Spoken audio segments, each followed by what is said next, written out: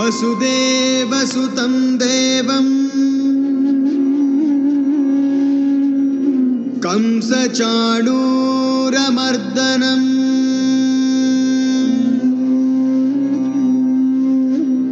देवकी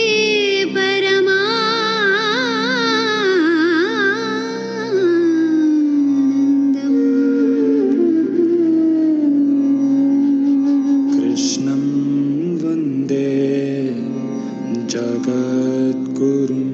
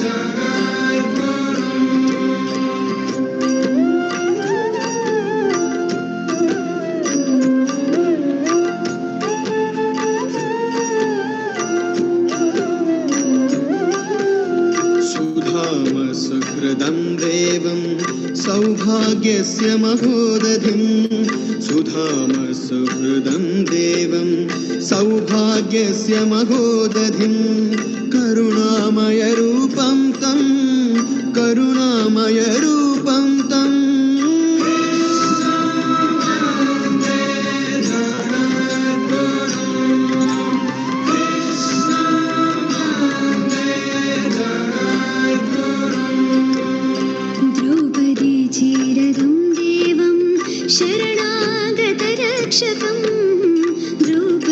चेरदं देवं शरणागतरक्षकं रुक्मिणीरञ्जकं चारुं रुक्मिणीरञ्जकं चारुं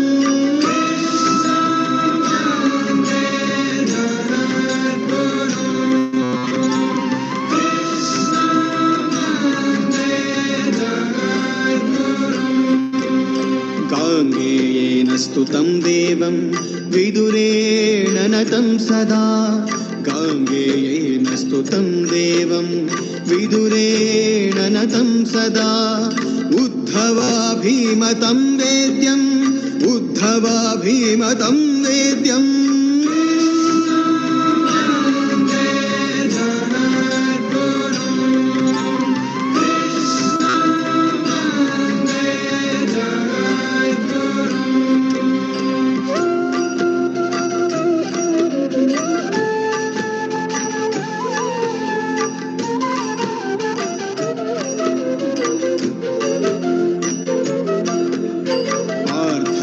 सारथिं देवं शोकमोहनिवारकं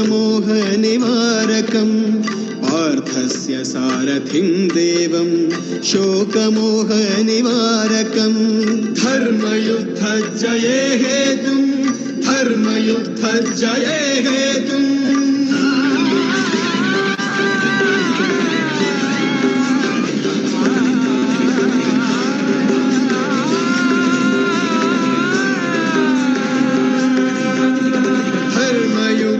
जये हेतुं धर्मयुद्ध जये हेतुं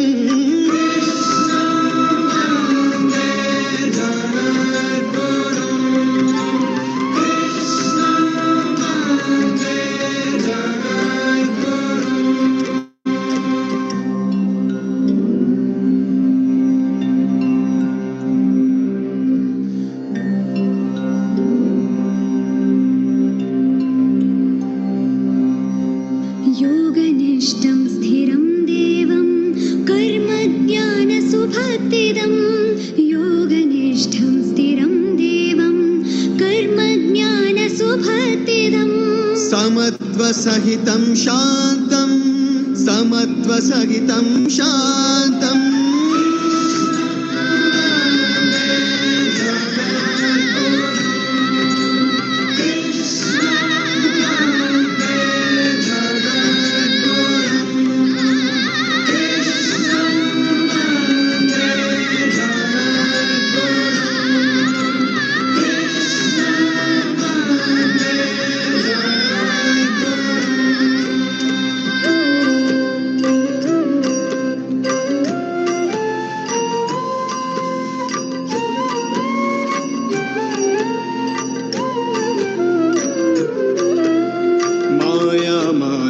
वेशाढ्यं बलिनं नयकोविदं मायामानुषवेषाढ्यं बलिनं नयकोविदं गुणेशं निर्गुणं देवं गुणेशं निर्गुणं देवम्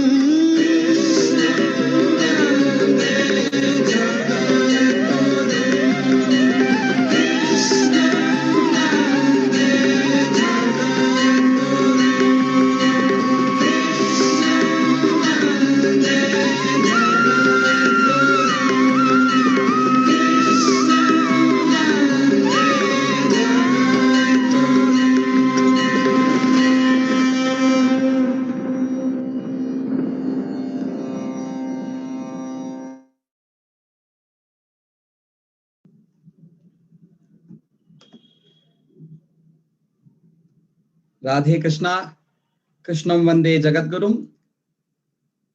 Very glad to meet you all once again on yet another evening, a blissful evening to see again a few glories of the Ananta glories of Lord Sri Krishna in the series of Krishnam Vande Jagadgurum, the global festival of divinity in humanity. Today, we're going to have wonderful sessions, both part and parcel of our ancient Indian art forms. One is painting and the other art forms, and the other one is poetry. So both art and poetry are very essential aspects of our culture, of our spirituality and everything. For us, these are all not different from spirituality. These are very much part and parcel of spirituality as such. And you can't think of Indian art form or poetry literature without Krishna being there.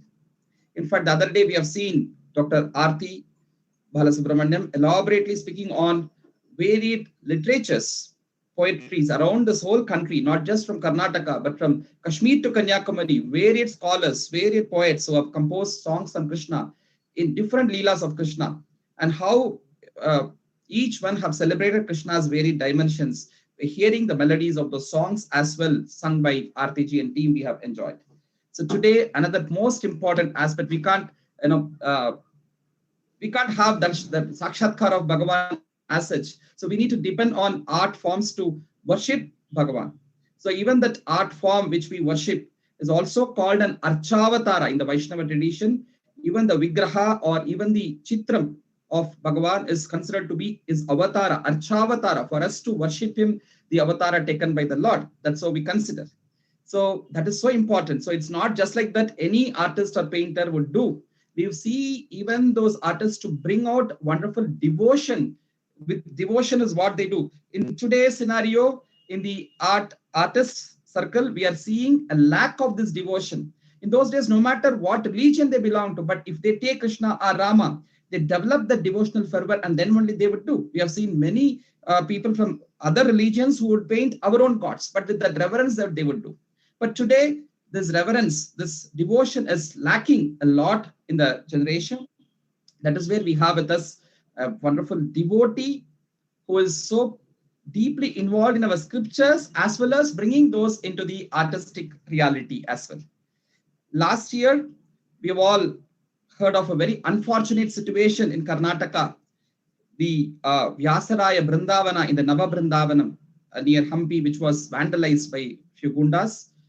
And when that happened, immediately the Vyasaraya Swami, along with all the it would, even Pejawar Sri Galo to Raghavendra Mat Swamiji, everybody, Uttaradi Mat Swamiji, everybody gathered there, all the Yativaryas gathered there, and in less than 24 hours, they all stood there and executed the reconstruction of the glorious Vrindavanam of Sri Vyasaraj. And in that, we had a devotee's role very profound, who had the deep knowledge of ancient Shilpa Shastra and art forms, and who stood there to see that all the Shilpas are made to the same proper tradition and then they are executed there. And that is what we see in Sri KM Seshagiri ji, who is with us today. And I take the privilege of offering my pranams to each one of you who is gathered here on behalf of Adhyatma Yoga and Advaita Academy. And I also welcome Sri Seshagiri ji for this session today. And it's my privilege to introduce him. And thanks to even I had been following him in the Facebook, and also I directly invited him, and also I got to know him through our Purna Pramati group of institution. I thank Sri Srinivas and others, my friend Madhav and all, for introducing me to Sri Seshagiri ji. So I welcome Seshagiri ji to please come with us, join with us with the video and the audio. And Seshagiri ji is working currently as a technical architect and a senior UX consultant at TCS Bangalore with more than 25 plus years of experience. He also is a rank holder in 5 years diploma in fine arts, distinction holder in Master of Fine Arts. He had conducted many solo exhibitions, around 5, participated in more than 16 group shows. His works are on display in more than 10 countries. And he had designed more than 1,000 plus cover page designs. He has been the main architect and designer for the 32 feet monolithic sculpture of Sri Madhvacharya at Udupi. He had conducted many digital art workshops, taught hundreds of art students. Currently, with the online sessions starting, he is training thousands of students from the Chitrakala Parishad as well. And he had been the director, script writer, and editor for many documentaries, animation films, and presentations.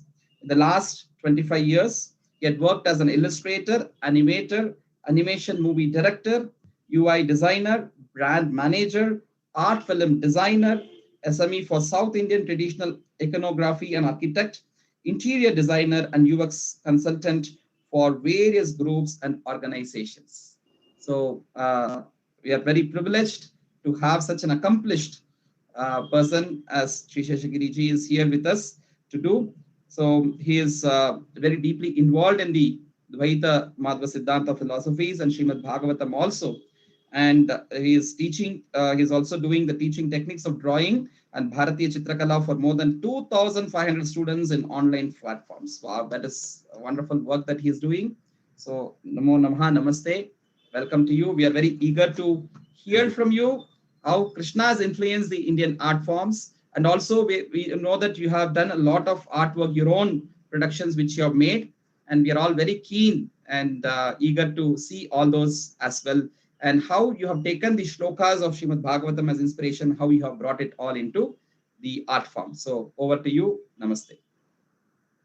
Thank you very much. Thank you so much for this beautiful program. And I know it is my privilege to be here in this program. My greetings to all the members.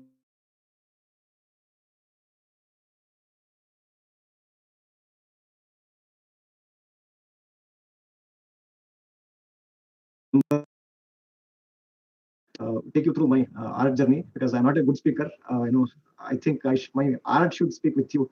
So let me try my level best in this presentation. Let me present my screen now.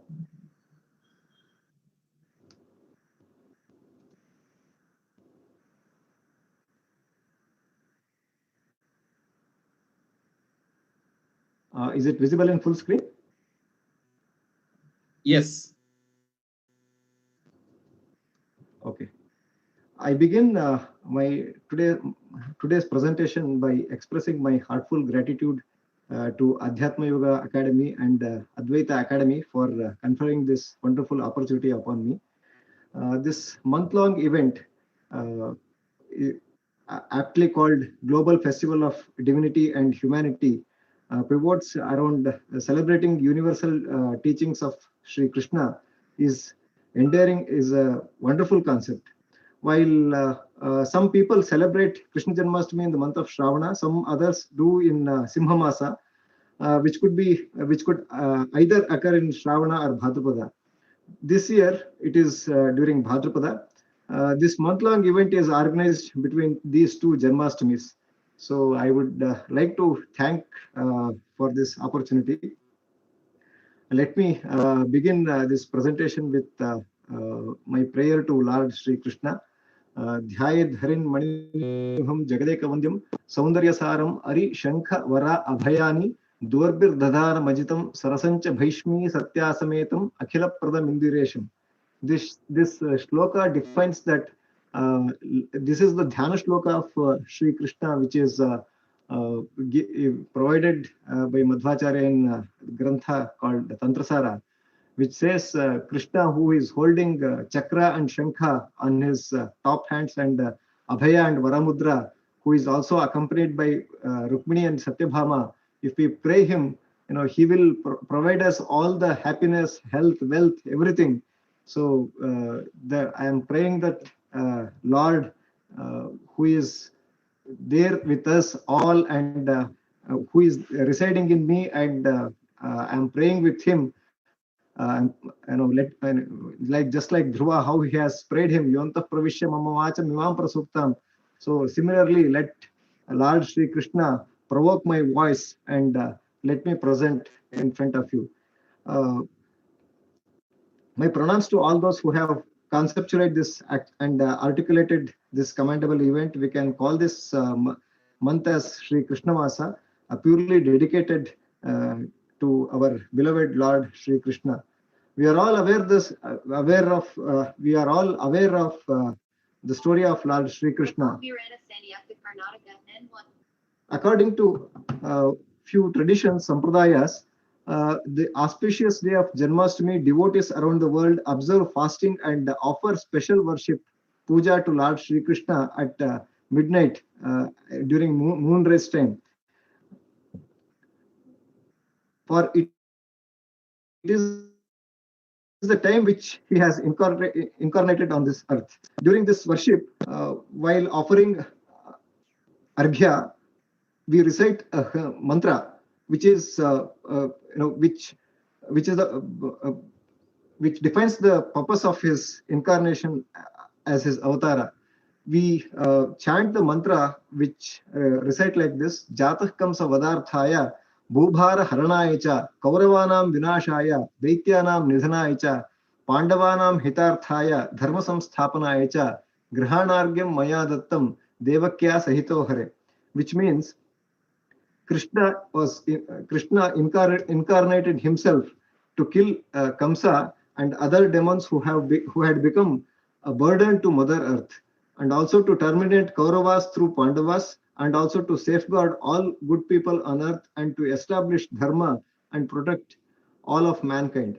This is the summary of purpose of Sri Krishna's incarnation. So with this backdrop, let us see how this message is detailed, and this has been delineated in our Indian art. So let me start presenting. Let us go through how this art journey has started in India. As Mr. Subramanian has rightly said, this is his Archa Murti. So to meditate Sri Krishna, we need a pratima or a form.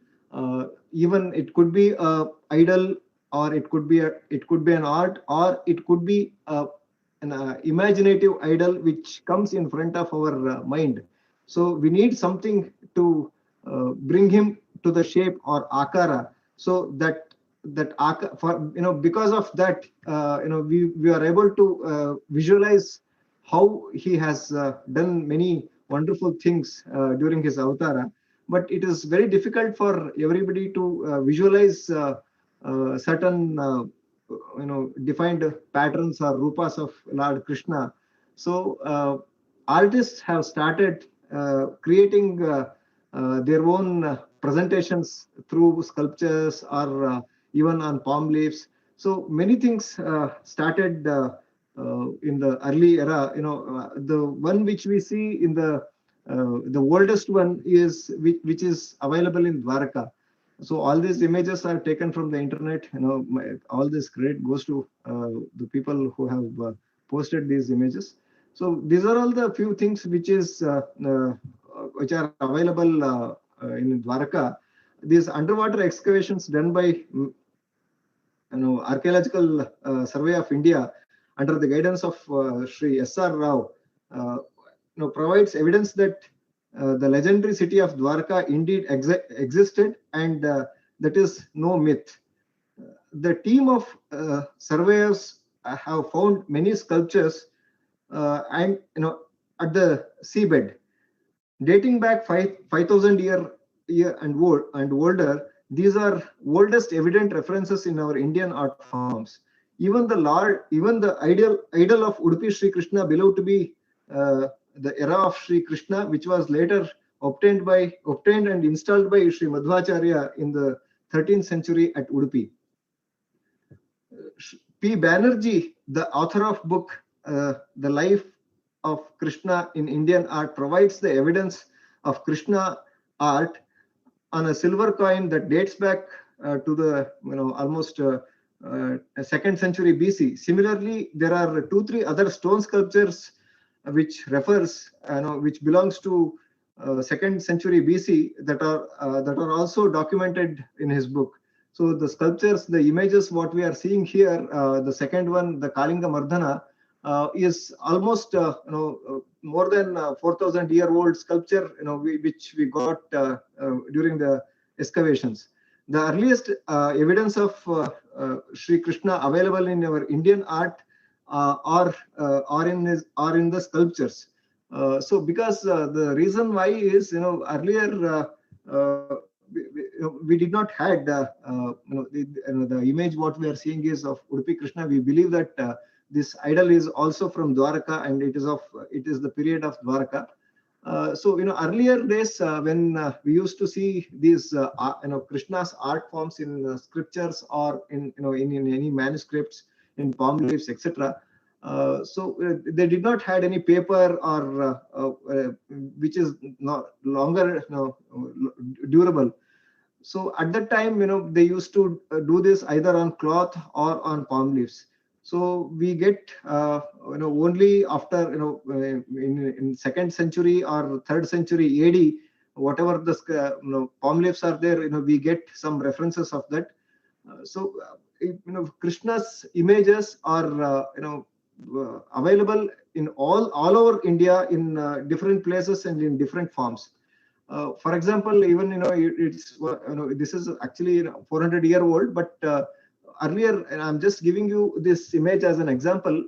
People used to write Krishna's picture or any other visualization on the palm leaves or in any other even in cloth for the depiction, and also to meditate, because not many people were artists. So for their meditation, these images used to help them a lot. So then later point of time when Mughals came to India, and then Persian artists came here, Kangra art started developing in India.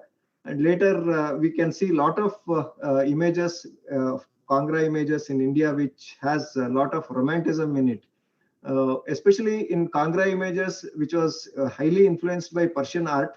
Later they developed their own stylization, and with that stylization they started providing a lot of intricate details which is provided in Bhagavata, especially when we see Jayati Tedikam Janmanavraja Shrayata Indira Sadhu Tatrahi, which Gopi Gita, which is known as Gopi Gita. The gopis who used to play with Krishna, and they used to think him as their own husband, but not many people used to think him as a god sometimes, whenever they used to think like him as a human, he used to disappear. And then, when they start meditating him back as the Almighty, then he used to appear. So these depictions are very difficult to imagine, and so that's the reason we need something. An illustration is required to think about these wonderful narrations which is given in Bhagavata. So especially in Kangra painting, we see all these illustrations which are mostly on, which gives most of the flavor of romanticism in their paintings.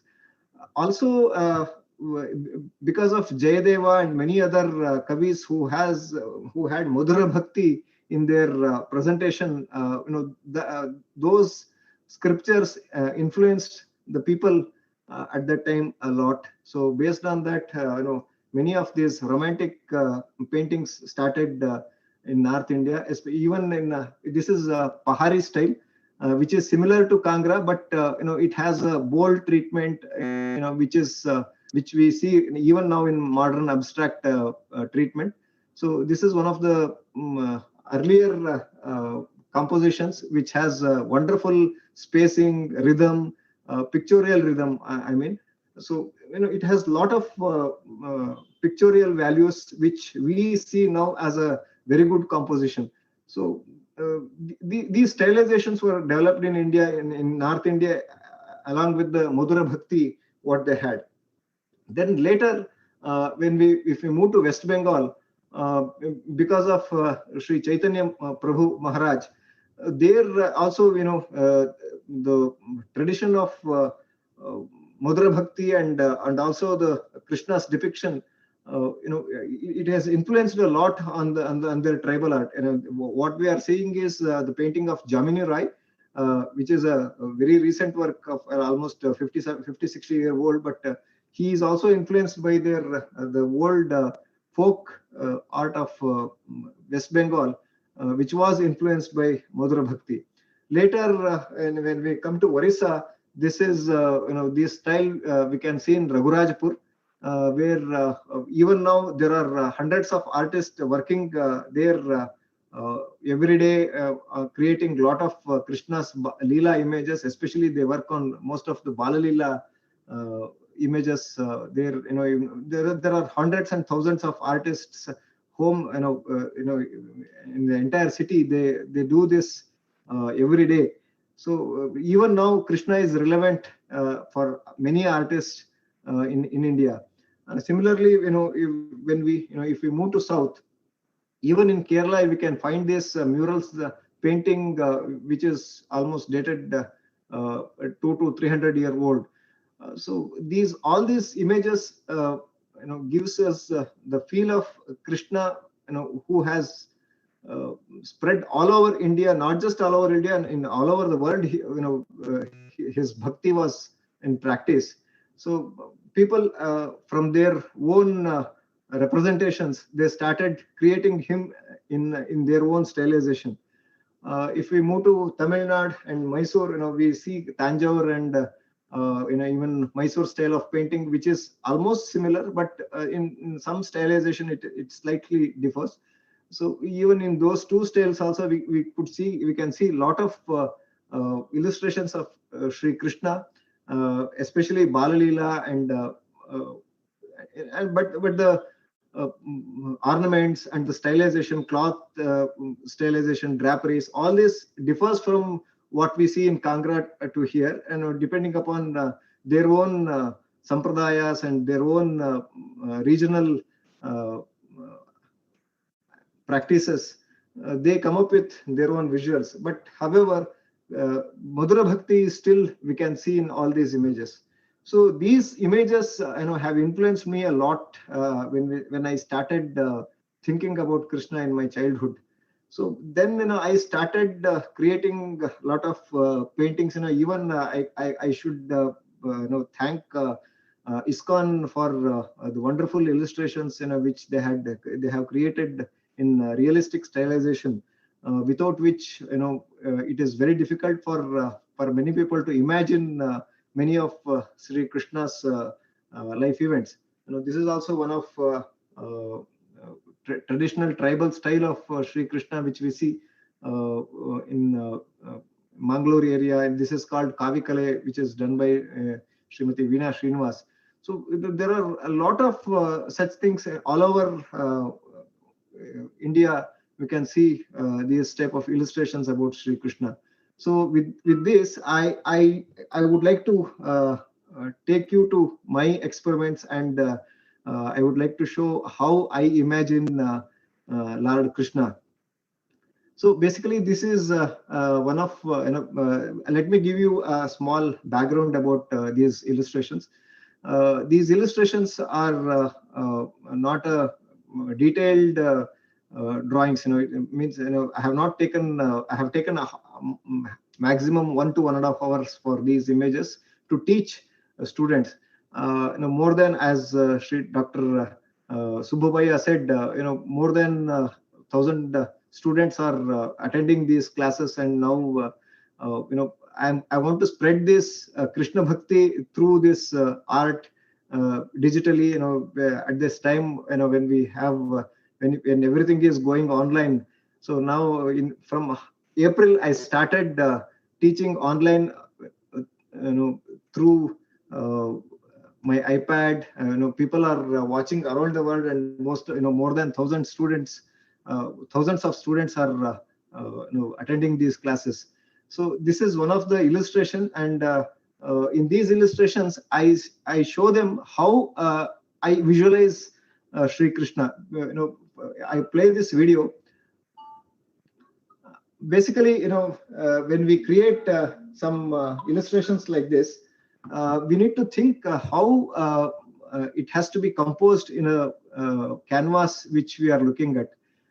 In a canvas, how I am imagining, and how all these forms are placed, and then how we are going to depict Lord Sri Krishna with his actions is very important for the student to understand. So whatever I could think of Sri Krishna's Balalila, I'm trying to depict in my pictures with these illustrations, with these drawings.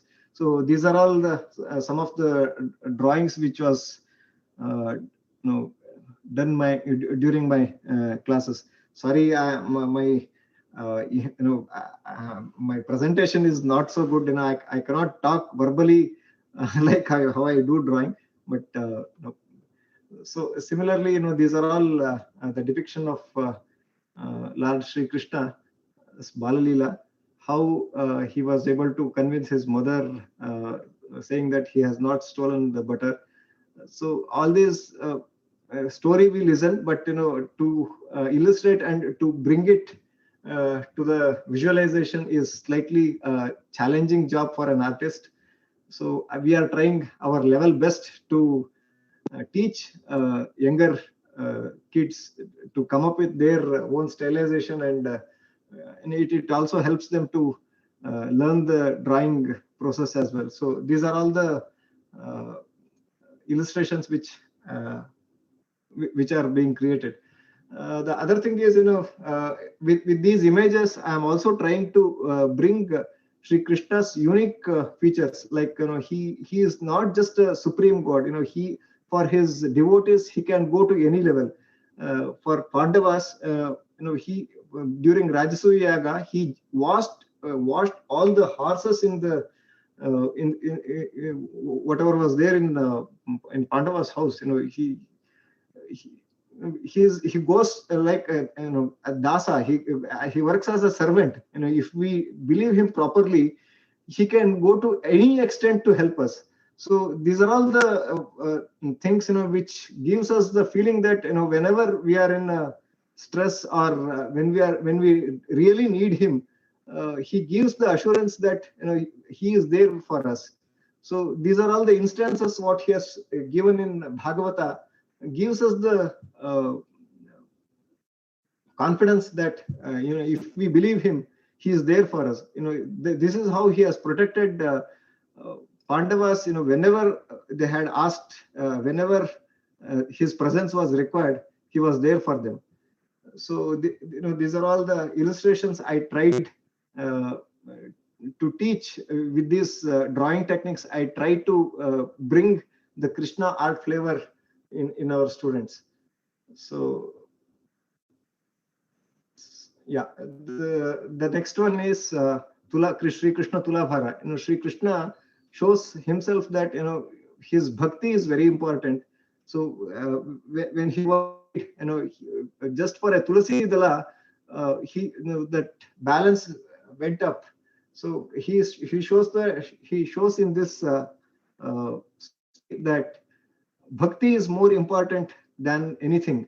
So he makes his weight lighter just for a tulasi, just for one small leaf of tulasi with the devotion, whatever we present to him, he accepts it as as an entire world. So this is how we need to see him as we need to see his karunya. So the next illustration what we are seeing now here is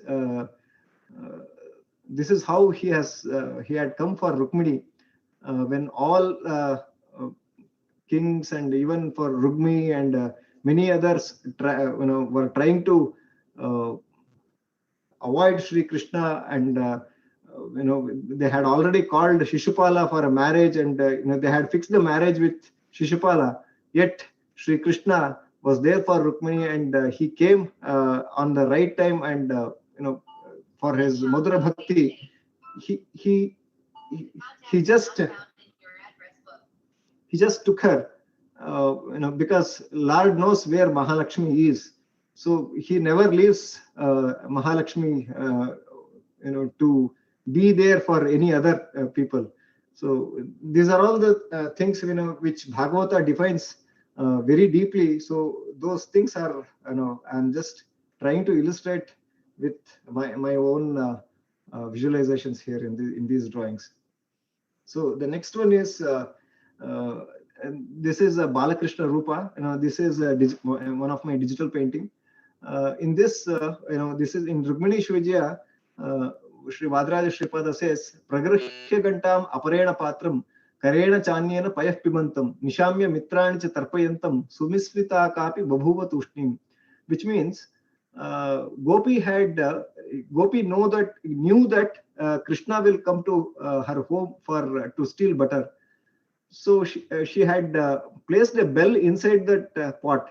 So whenever Sri Krishna comes, when he touches that pot, that bell will make a noise. So she wanted to catch Sri Krishna, when bell makes some noise there.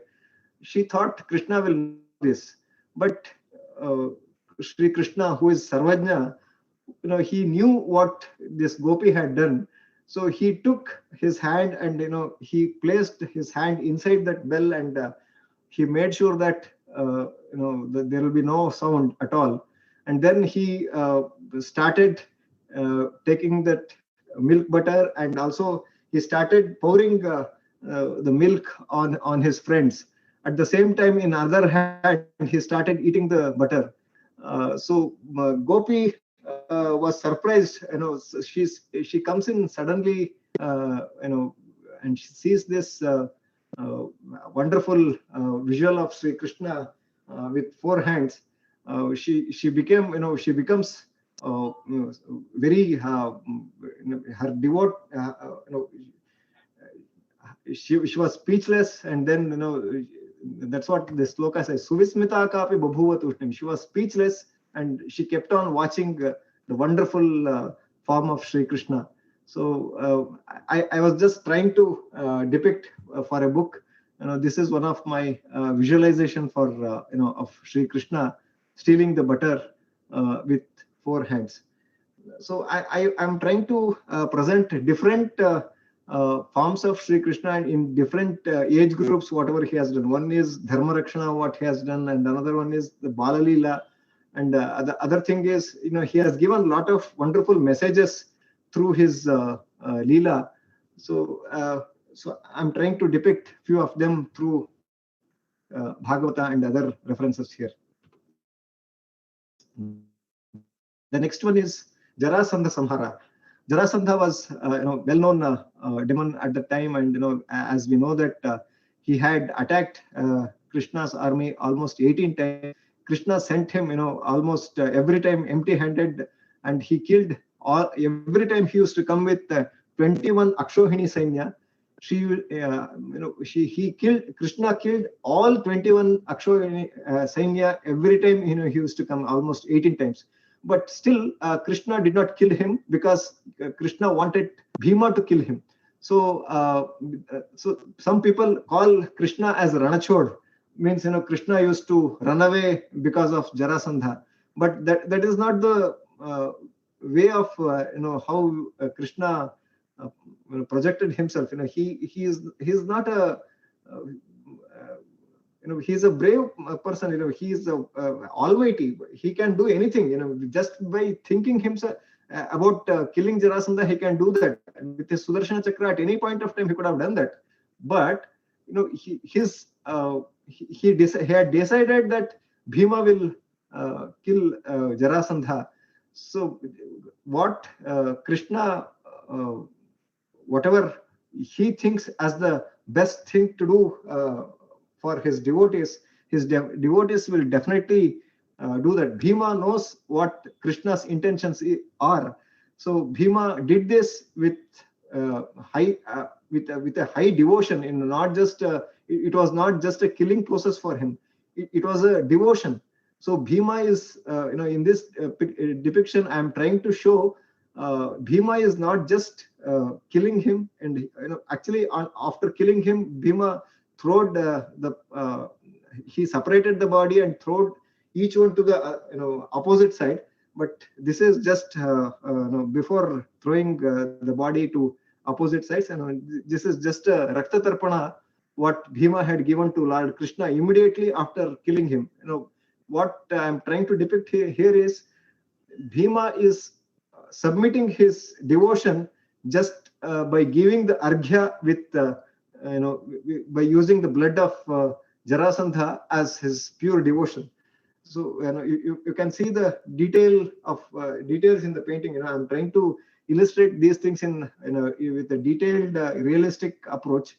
So you can see the minute detailing in this image now here in this painting. So all these works are all these are created in Photoshop, and all these are my digital creations. So I would like to move on to the next one, which is another Leela of Sri Krishna. In Bhagavata, there are many wonderful illustrative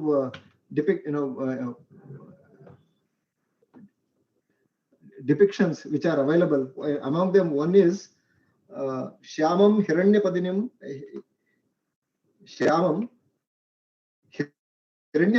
Valamarha Barha Dhatu Pravala Natavesham Anuvratamse Vinyasta Hasta Mitarena Adhunanam Abjam Karnotpala Kalakapola Mukhabja Hasam, which means this painting is still going on. This is an oil painting which I am doing from last few years, which is I'm about to complete. And actually I wanted to complete this for this event, but somehow still the work is going on, and it is under development now. This painting is about around 3 feet by 4 feet, which is a purely oil color painting. In this painting, I am trying to depict Viprapatnis who had wives of some priests who had come to meet Sri Krishna with different types of bhaksha, bhojya, and etc. Because earlier, you might have you might know the story. Sri Krishna was there in the Vrindavan, and he had come to the place where some sacrifice was going on. Some sages were doing a huge yajna there. Krishna says, I am very hungry. Then his friends go to the these Viprapatnis and ask say that Krishna has come here. So, and they say that Krishna is hungry. So immediately they bring all the food which was prepared for that yajna, and they submit to the Lord. So in that, at this time, in Bhagavata, it defines how Krishna was decorated, and whatever all his how he had prepared himself. That depiction is very clearly defined. It says Shyamam Hiranya Paradim, and also they say that Dhatu Pravala Natabesham Anuvratam se. He was dressed himself as an actor who had covered himself with the peacock feathers, and also with Makara Kundala, and also he had put 2 flowers on his ears, with Vanamala on his neck. All these depictions are given in Bhagavata. With these, I'm trying to build up these paintings, and I'm trying to illustrate as far as close to the details what is given in Bhagavata. With these, I think the time is up already, 7:25 now. So with these illustrations, I would like to end my presentation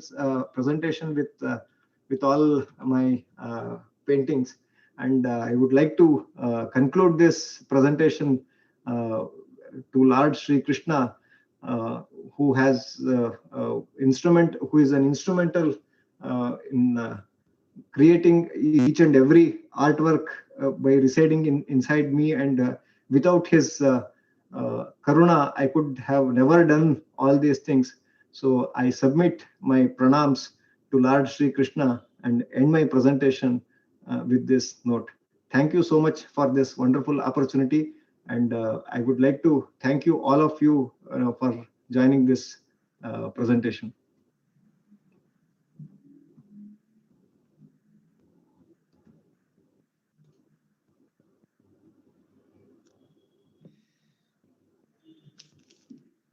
Namaste.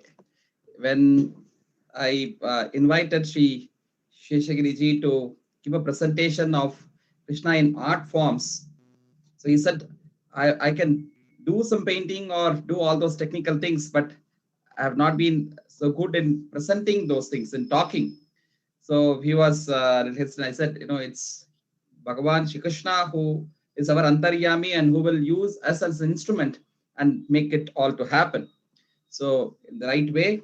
So here, we say in Tamil, Chittiram pe sudadi en chindai magiladi. So Chittiram pe, the Chitra is the art form. So that speaks. So your work speaks. So your tongue need not speak, your work speaks. And also added to that, the work of your hand, the beauty of your paintings and the beautiful art form. Yes, your tongue also spoke so well of the glories of Shri Krishna. Also, that's where the difference is. So when we hear in the Bhagavatam, Karnayo, Karnikaram, so the Karnikara Pushpa he has in the ear. So what a normal artist would do, is something different. In fact, rather, I don't know whether the pictures today, what we have when we go to the photo shops, not the Photoshop, computer shop, the photo frame shops, what is available outside when you go and buy a picture of the gods, whether they look into movies and paint the picture of N.T. Ramarao or Rajkumar and all those people into these things, or whether looking into these things, the cinema stars decorate themselves and come, I do not know. Nowhere that they go according to the scriptures. So, but when a devotee like Sri Seshagiri Ravji brings all those, where he knows the shlokas of Srimad Bhagavatam, or it could be Rukminisha Vijayam, or all those scriptures which he is bringing out. So he is really bringing out those original literatures in the art form. What is given in the poetry, what is given in the Kavyam, what is given in the Purana, is bringing through his beautiful depictions of the art form also. So it can happen only when a devotee understands, and it's not just a kind of a profession or an art or something like that. It is indeed a sadhana itself for a devotee. sadhana need not be, our devotion need not be shown only in the form of doing a puja or a Sangeeta or a Pravachana or Stotra or anything. Like what Seshagiri ji has proved is even the art of painting, drawing, even those can become. Whatever we do, the gopis of Vrindavan, they did not do special sadhana or anything. Whatever they were doing, it could be churning of the curd, it could be selling of the butter, it could be doing anything. Govinda Damodara Madhaveti. They were always in the remembrance of Sri Krishna and doing that. So if only even our hobbies like art and all can also make us remember the Lord and take us so close to the Lord, what more than that? And we have some of the students of Sri Seshagiri ji who had also joined us in this. For example, I think Chaumini Prakash, who is joined here, brings us a beautiful testimony of how he teaches. So she says, I'm a student of Seshagiri ji, and he is a teacher with a great commitment and the vision. Besides drawing, he also gives us an insight into the forms we are depicting. His knowledge is immense. He has enabled us to enhance our contemplation and connection with the Lord. And so blessed to have a mentor such as him. Yes, that's what we could also feel. Just by a small presentation, if we could feel this, Chaumini ji, you are blessed to learn from such a great master. So indeed, you are blessed. I have one question to Sri Seshagiri ji, which is asked by Srimati Anita Rangaswamy from Phoenix. In the past, the drawings were artist inspired and hand drawn. Since digital art has been created and is popular now, are you teaching youth digitally computer generated art methods online, or is it traditional hand drawn paintings? I think you have shown both samples of hand drawn paintings as well as digitally created one. But still, since Anita ji had asked this question, so what is that you teach? Can you answer, Seshagiri ji, please? Yeah, sure, sir. Basically, while I'm doing these classes online, I teach digitally because in digital platforms helps me to show how these lines or the way we develop the process. It will be helpful for us, and also after the class, it will be saved in the Facebook or wherever we teach automatically. So digital platforms have been a very good tool for us to teach the arts and other illustrations. I also teach manually, like on canvas or on paper with watercolor, oil color, etc. But due to this pandemic situation, that has been stopped from last few months. But I do both. Very nice.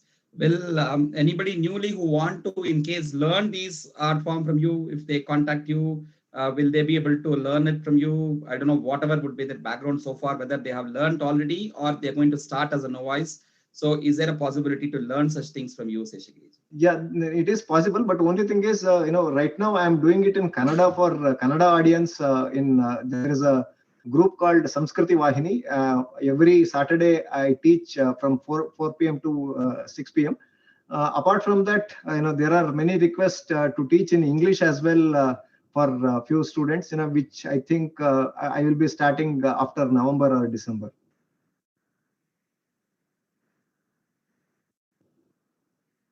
Yeah, that would be great.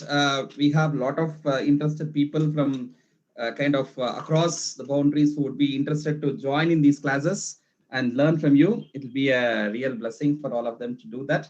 So I have shared Sri Seshagiri ji's email ID in this chat. So if anybody who are interested to contact him, I think you can contact through the mail and then later take his other contacts and you can do it. Also, you can follow him in the Facebook, Sri KM Seshagiri.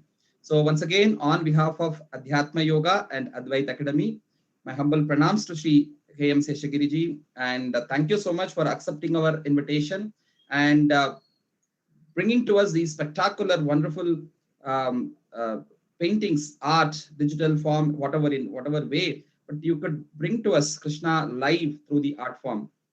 Thank you so much. Our greetings to you. Namaste. Thank you so much, sir. Thank you so much for this wonderful opportunity. We hope to see your works more in situation permits, maybe inviting you physically and then seeing you live doing some of these art form or something also, and whenever time permits. Thank you so much. May Krishna inspire you to do more and more such kala seva. Dhanyavad. Thank you so much, sir. Thank you so much.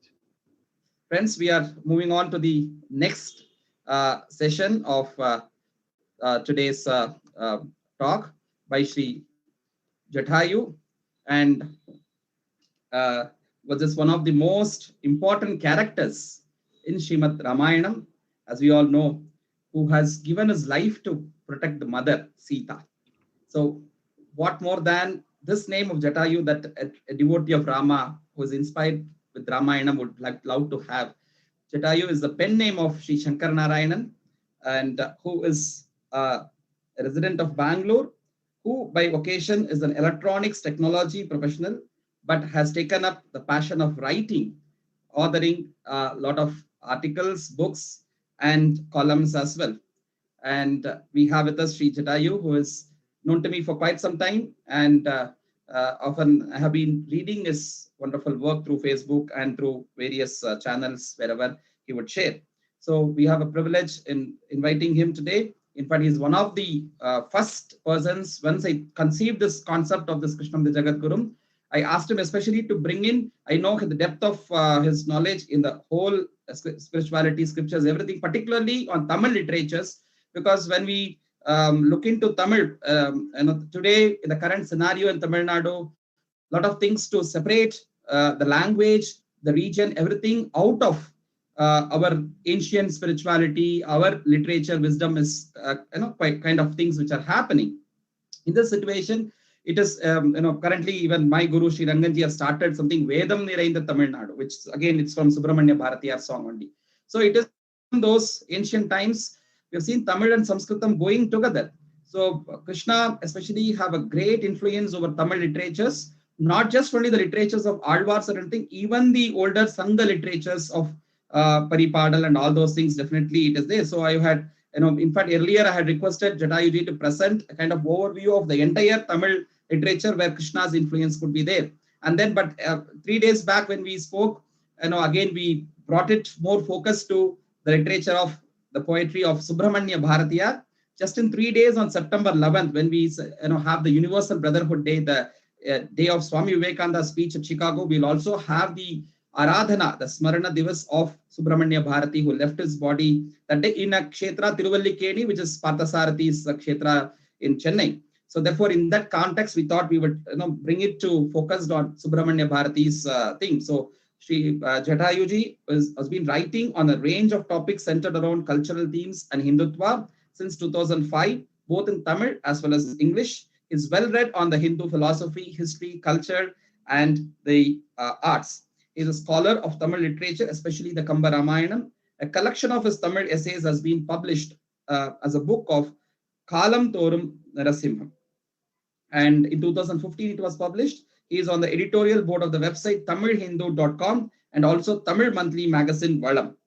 And over Facebook also, he keeps sharing many of his translations and wonderful articles, literatures, sometimes more things which are creating controversies, the current situation, but his clarity from the Hindutva point of view, which he would be often presenting. And today, something which is very dear to my heart, the Kannan part of the songs of Subramanya Bharati, who broke the conventions of looking into the bhavams, only the Panchamaha bhava, something from where not just looking at Bhagavan as Yajaman, he made him also a servant for him. And which has happened in many of the, if you go to Maharashtra and see Eknath or Namdev and all those Charitram, Krishna has done that. He is Bhakta Vatsala. So as yesterday, Aishwarya sang and danced. So he's Bhakta Vatsala. He would do anything for the devotee's sake. That's what we see in Subramanya Bharatiyar Singh. And also he would not compromise on his masculinity and then would become a Gopika. Rather, he made Krishna to become a Kannamma. So that kind of wonderful poetic beauty also we will see from Subramanya Bharati's Kavis. Over to Jatayuji. Welcome on behalf of Adhyatma Yoga and Advaita Academy. And over to you, sir.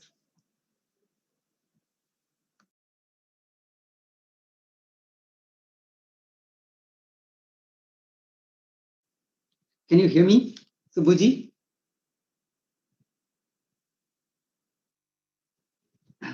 Subbuji, you can hear me, right?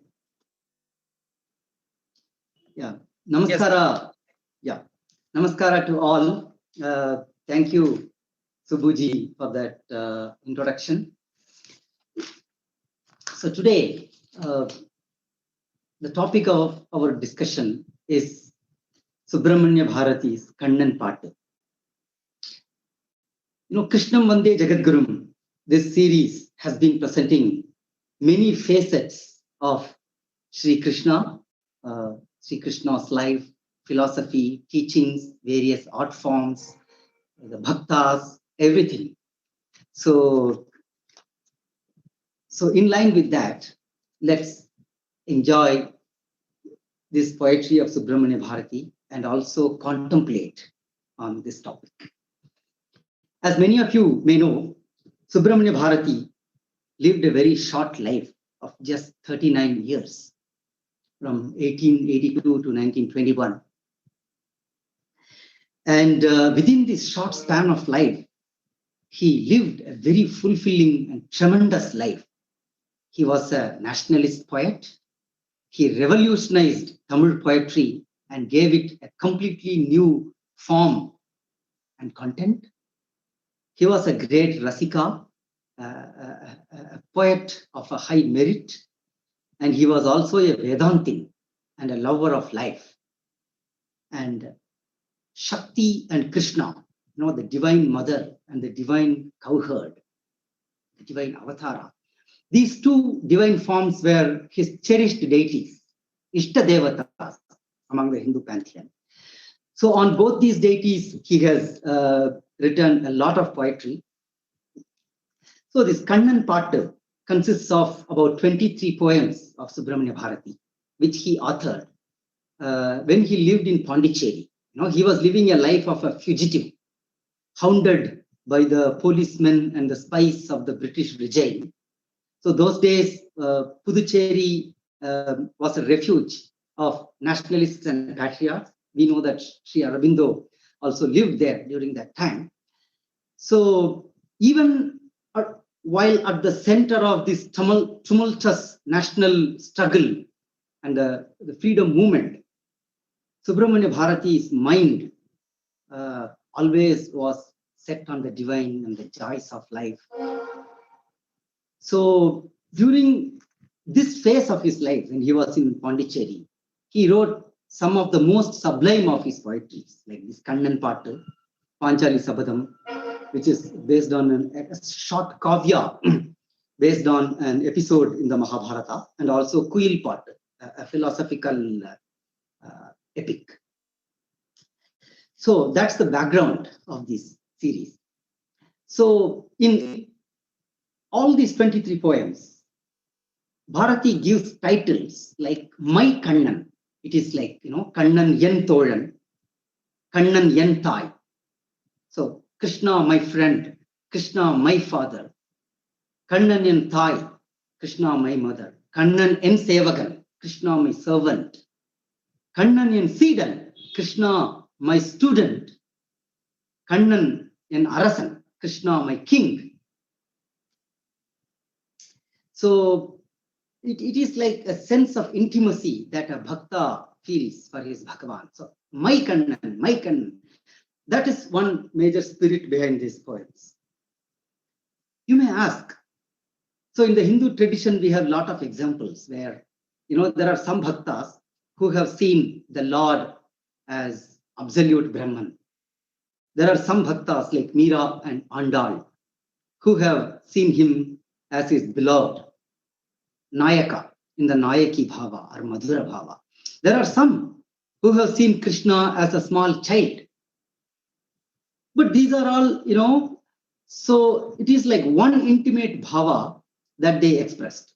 There are hardly any poets or bhaktas who have expressed this range of bhavas, like what Bharati has done here.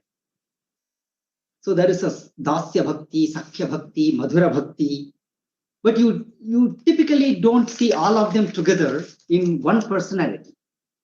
So Bharati is a very rare case. There you see all of this. Very interesting. So a question may arise in your mind as to why this? No. What is the purpose of experiencing and enjoying Krishna in so many ways? That's a very interesting and a very philosophical question. Let's leave that to the later part of this talk. I'll certainly cover it.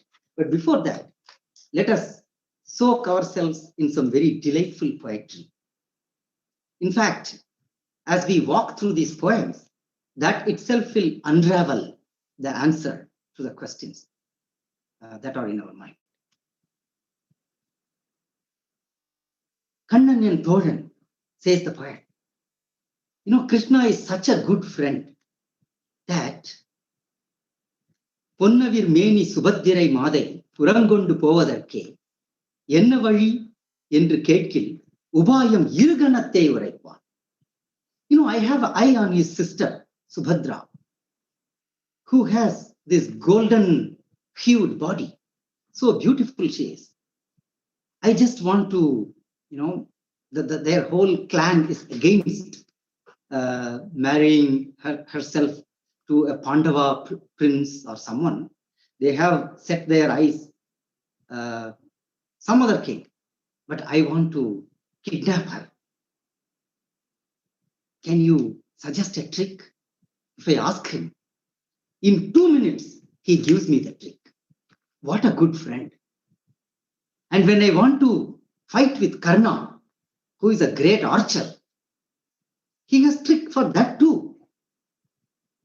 What a great friend he is. So as you see, so here the poet has the bhava of Arjuna, so the greatest friend of Krishna. So he sings the glories of his friend.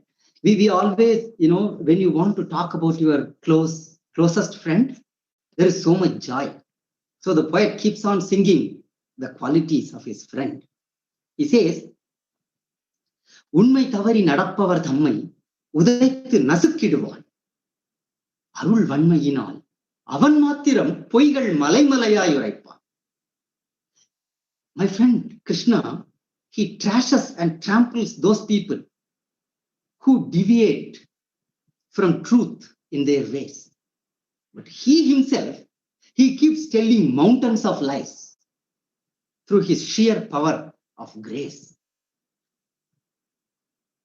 பெண்மை குணமுடையான் சில நேரம் பித்தர் குணமுடையான், தன்மை குணமுடையான் சில நேரம் தழலின் குணமுடையான்.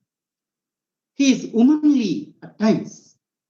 He is like a madman at some other times. He is tender and cool at times. At some other times, he is like blazing fire. So much contradictions. Yet he is a great friend.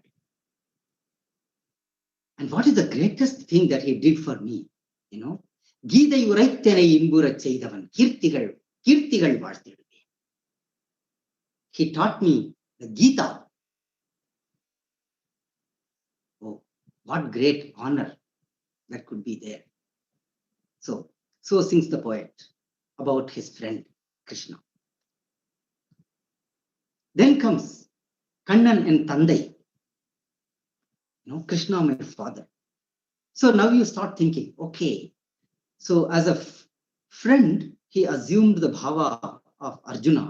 So now some Nandagopa or Vasudeva is going to come. No, that's not true. An ordinary poet would do that, but not Bharati. So it goes on like this. Someone comes and asks him, what is the name of your father? He says, Navu tuniguvadillai endai namathai velippada uraipadakke. You know, my father's name is so lofty, so holy, that even to say that explicitly with my speech, I can't dare to do that. Okay, but still, you know, there will be some name, popular name, say that. Then he says, யாவரும் தெரிந்திடவே எங்கள் ஈசன் என்றும் கண்ணன் என்றும் சொல்வது. We call him our Lord, our Kannan. Oh, is that so? But I saw some other people calling him by different names. What is all that?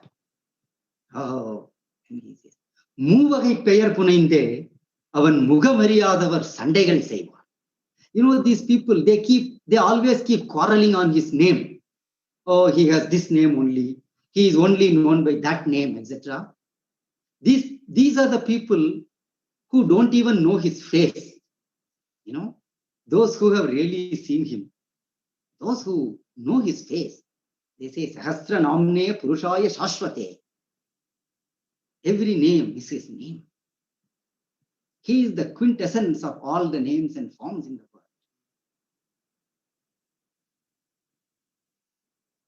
Okay. Oh, okay. I many names. I heard that he is a great Deva. Ha ha ha ha. He says, Devar Kulattavan Indre, Avan Seidi Teriadavar Silar Sulva. Only those who don't know about him, they say he is a celestial being, Deva. Okay, he should have some family, clan, lineage. You know, he should have some kulam. I mean, whenever you ask somebody's father, what is your kulam? It's the first question people ask in India. Yeah. So then he starts replying, Pirandadu Marakulatil, Avan Vedamara Valarndadum Idekulatil. You know, he was born in a Kshatriya clan in Mathura, but he didn't grow up in that. Without any difference, any sense of distinction, he grew up in Gokula among the cowherd people. Oh, so what did he become? Sirandadu Parpanarulle, Sila Setti Makkalodu Miga Palakam. You know, he became the most exalted Brahmana among all the Brahmanas. Oh, what a great glory. He was the one, he said, Vedanta Krit Veda Videva Chaham.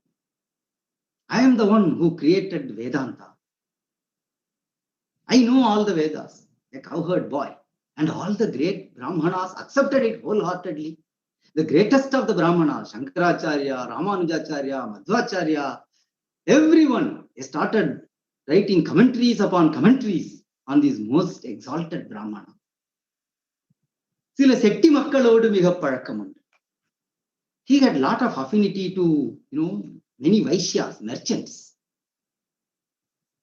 Like when he went to Mathura, he met the lady who was supplying garlands to Kamsa, the man who was supplying garlands to Kamsa, the lady who supplied sandal paste to Kamsa. He showered his grace on all these people. So you cannot really confine him to one kula. Nirandanil Karumai Gondan, Avan Neyamura Kalipadu Punnirappengai. He was pitch black in color, but all the golden hued damsels were getting enchanted by him. They fell for him. Such is the glory of my father, says Bharati. So now you know the Krishna that he presents. What a lofty idea of Krishna. So how he harmoniously blends the Puranic legends of Krishna and brings out a very socially relevant idea for the whole of Hindu society to emulate. In a way, this is also like a statement from Bharati. So as you know, Bharati was a very radical person. So he did not respect much of the jati rules and inhibitions. In fact, he moved freely with people from all the castes. When he was in Puducherry, he even gave the Upanayana and Gayatri mantra to a person from a SC community called Kanagalingam. So in this poetry, Bharati gives a statement. Being a worthy son of Sri Krishna, what else he could do? My father is beyond all kulam and all color and everything. And that is the principle that I would also emulate. It appears. That's what Bharati is. So that is Kannan and Thandai. Then there is this poem, Kannan and Thai, Krishna, my mother.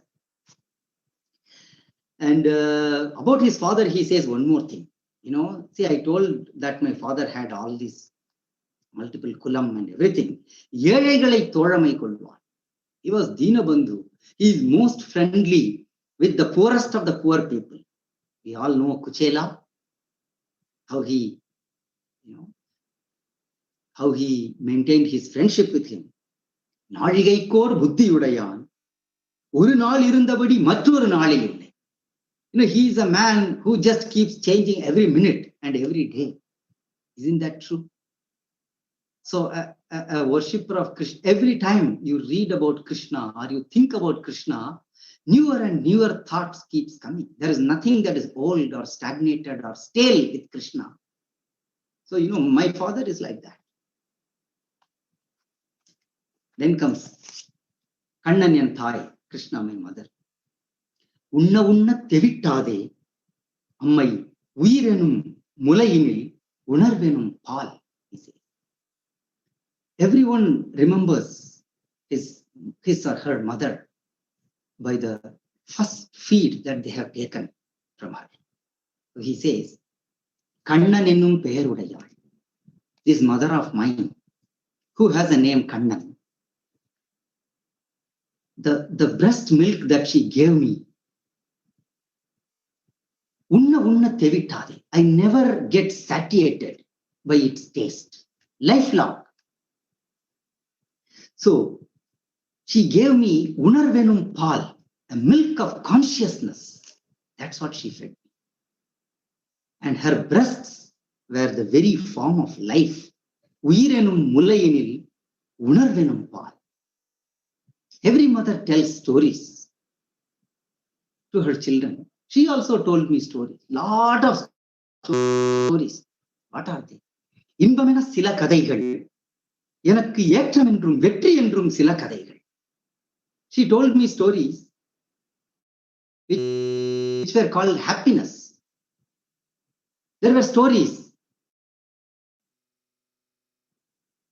which elevations for me, victory for me. There were stories like that. துன்பமென சில கதைகள், கெட்ட தோல்வி என்றும் வீழ்ச்சி என்றும் சில கதைகள். She also told me stories which were called sufferings, bad times, defeats, falls. These stories also she told me. Both these stories she told me and brought me up. And then he goes on. So in this poem, Bharati talks about Srishti in a beautiful way. Oh, my mother, just for my joy, she created the entire universe, the trees, the fruits, all the joys of life, everything. Goes on. And another much loved poem in this series is Kannan and Sevagan. Krishna, my Sevaka or servant. The poets are saying, oh, there is always trouble with these servant fellows. Kuli miga ketpar, கொடுத்ததெல்லாம் தாம் மறப்பார், வேலை மிக வைத்திருந்தால் வீட்டிலே தங்கிடுவார். These servant fellows are too much of a problem. They always keep asking higher and higher wages.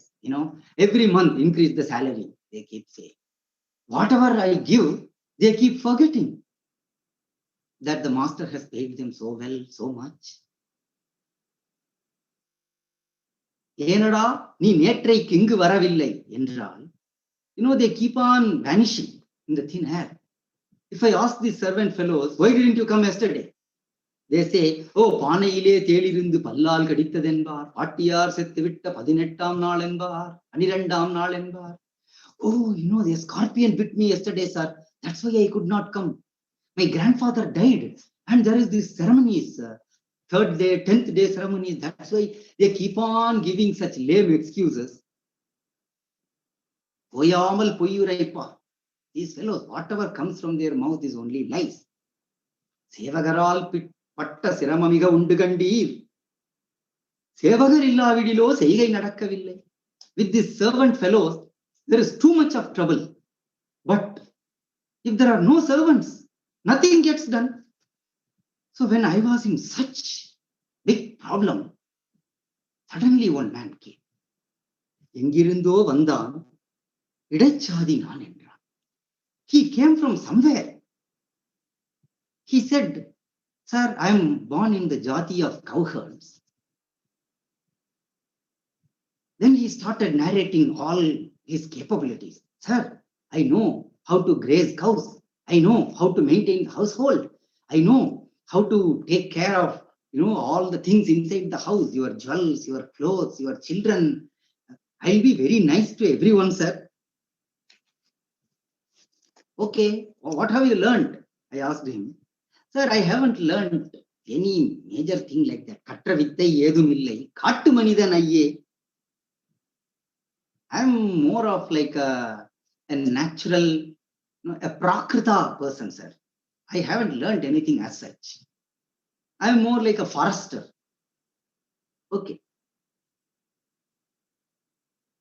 Kuli enna ketkinrai kuru. Then he says, okay, yeah, so you seem to be a very promising servant. What wages do you ask? Then he says, Taligattum pendatti sandadigal edumille. Sir, I am a person without any attachments. I don't have wife, children, or anything. I am beyond all that. Nanor Taniyal. I am a very lone person in all over the universe.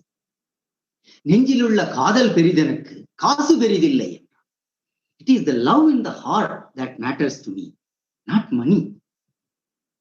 So then I employed him. Oh, such a nice and innocent fellow, so different from all the servants that I had. And the moment this Kannan came as a servant in my house, suddenly everything started shining. All people in the house are so happy, every work gets done. And the Kannan, I can't find even one single fault with this Kannan. Panbile Deivamai, Parvayile Sevaganai. Is this man a god?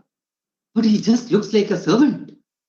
Ingivanai Yan Perave, Yenna Tavam Seidivute. What penance did I do to get this person as my servant? Kannan Yanadagatte Kalvaithan Al Mudalai. The day this Kannan stepped inside my household, Yennam Vicharam Yedum Avan Puruppai. I don't have to worry about anything. All my burdens are off my shoulders. It is him. It is he, this servant Kannan, who is taking care of everything. Yennam Vicharam Yedum Avan Puruppai.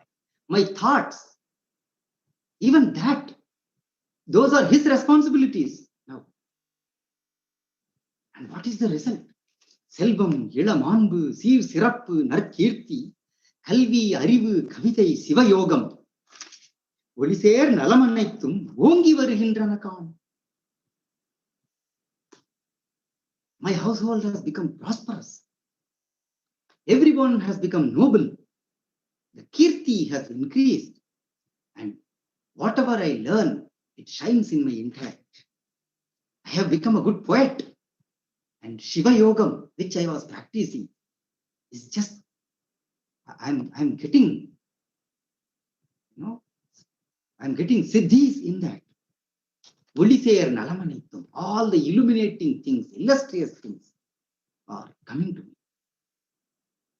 So he says, such a beautiful poem. So normally it is the loyal servant whom we all trust. Everybody trusts their servants. So all the responsibilities, you just put it on the shoulders of the servant. You can remain peaceful. You can just be relaxed and cool. And that is the quality that Krishna brings in one's life in whatever form that you approach him. Then he talks about Kannan in Arasan, not a very popular poem. So he says our King Kannan is a very cool guy. The enemies, all his enemies are issuing all kind of intimidations and threats and everything. This person is just playing the flute. He is very relaxed and he just sitting and he jokes around whenever we go tell him, oh Kannan, what will happen to our country? He just keeps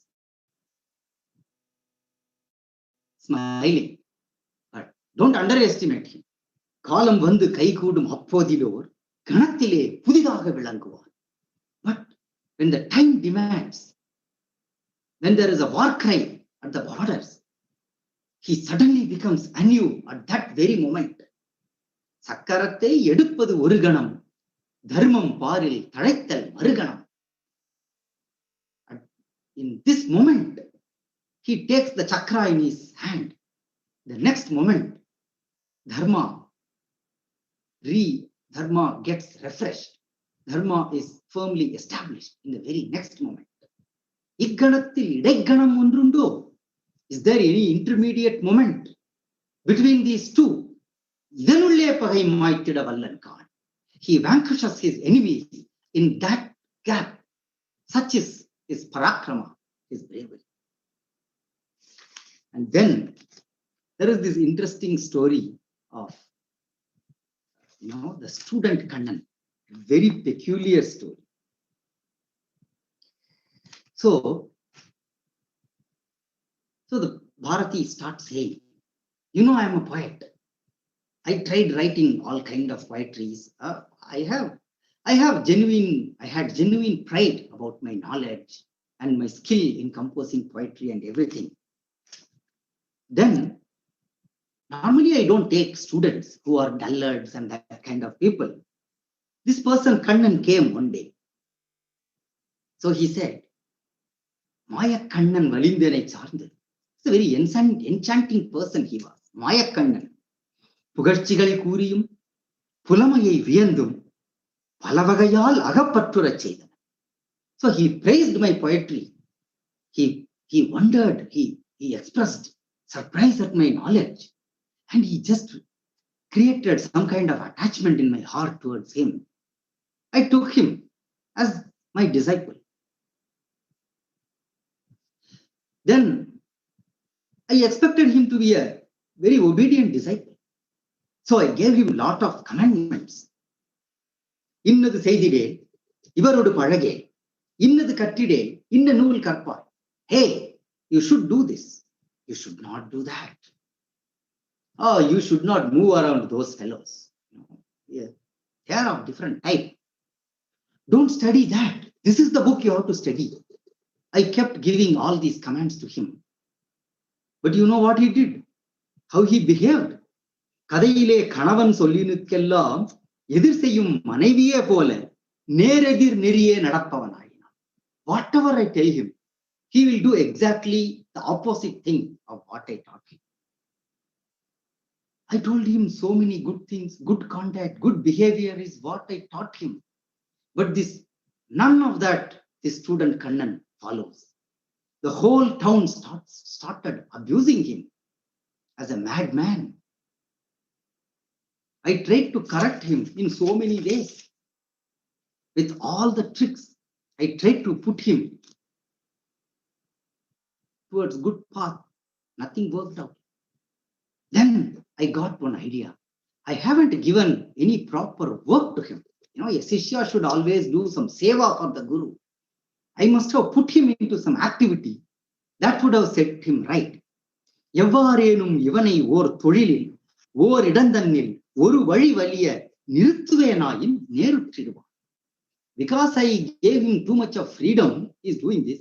I have to give him some proper activity. He will sit at one place and do all that. Okay.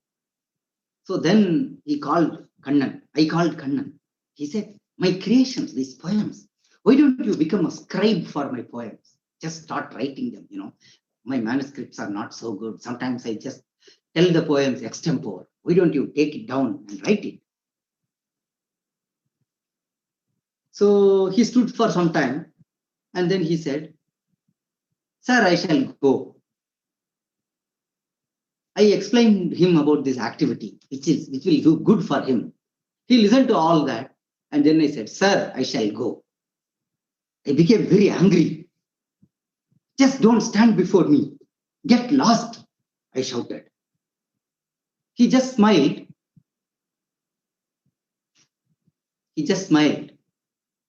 And he left.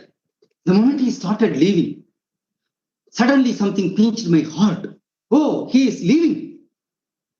Tears came onto my eyes. I called him. I told him, Nindanai semmai seidida karidi ededo seide. Totruvittyenada. Surchigal arinde. Oh, Kannan, you are my disciple. I thought You are not perfect, I thought. I wanted to make you perfect. I tried all kinds of tricks to set right all the things that I thought are not perfect in you. But I stand defeated now. All my works have become vain. I accept it. The moment I said this, Kannan came back, smiling. He brought a pen. That old story that I had given him for scribing, he just wrote it in a minute. And when he showed me the manuscript, it was an entirely new thing. That which my mind wanted to write, but that I could not write myself. And then Kannan, my student, disappeared immediately. But then he came into my heart and then he said, துன்பம் இங்கென்றும் இனி நினக்கு என்னால் எய்திடாது. Sir, my Guru, there won't be any suffering for you because of me. Don't worry. And then he said, மகனே, ஒன்றை ஆக்குதல் மாற்றுதல் அழித்திடல் எல்லாம் நின் செயல் அன்று காண். மகனே, my son, to make a thing, to destroy a thing, to change a thing, do you think all this are possible for you? Can you really do anything like that? Do you feel yourself as a karta? தோற்றேன் என நீ உரைத்திடும் போதிலே வென்றாள். The moment you say, I stand defeated, you win. உலகினில் தோன்றிய தொழிலெல்லாம் ஆசையும் தாபமும் அகற்றியே புரி வாழ்க நீ என்றான். In this world, do any kind of work without any desire, without any remorse. So that way, Kannan spoke in my heart. So that thus ends this beautiful poetry. So Bharati starts this poetry in a very Vedantic way. Before he says, Kannan came as my student, he says what that Kannan is. யானே யாகி என்னலார் பிறவாய் யானும் அவையும் இரண்டினும் வேறாய் யாதோ பொருளாம் Mayakannan. This elusive being called the enchanter Kannan came to me as a disciple. This Kannan, who is really me, he is indeed me, and he is also the things other than me. He is also the things that are neither me and nor those things. Such Kannan came to me as a disciple. That's how that poem goes. Kannan, another Sadguru, is another interesting poem where Krishna is the teacher and not the disciple. So here Bharati is a student with thirst for knowledge. He says, I wandered all over the world, all over Bharatavarsha, here and there, learned all the Shastras. My mind was full of ambiguity and doubt and agitation. I couldn't find a proper guru. And suddenly one day I was walking around the banks of Yamuna.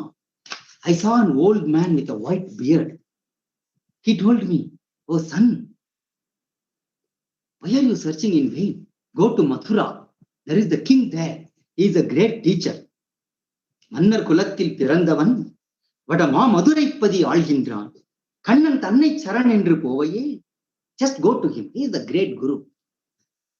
So then I went all the way to Mathura. I met the king. Such lavish life he was living. All the time he was busy in the royal affairs. So busy in administration, in taking care of all his subjects and everything. And in all the rest of the times, he was indulging in song and dance. I was wondering, what is this guru? He has not even taught me one lesson so far. So I somehow thought that that old man was completely misled me. If I meet him again, I'll kill him. This guru is fake, and that old man who led me here is also fake. The moment that such thought arose in my mind, the king called me. He took me to a secluded place, and then he taught me Such great wisdom. சோதி அறிவில் விளங்கவும் உயர் சூழ்ச்சி மதியில் விளங்கவும் அற நீதிமுறை வழுவாமலே எந்த நேரமும் பூமி தொழில் செய்து. The Guru taught me karma yoga, how to live in this world without being attached to the world. Intellect illuminated by the jnana, mind fired up by the higher purpose. All activities in accordance with the dharma. Do work in this world like me.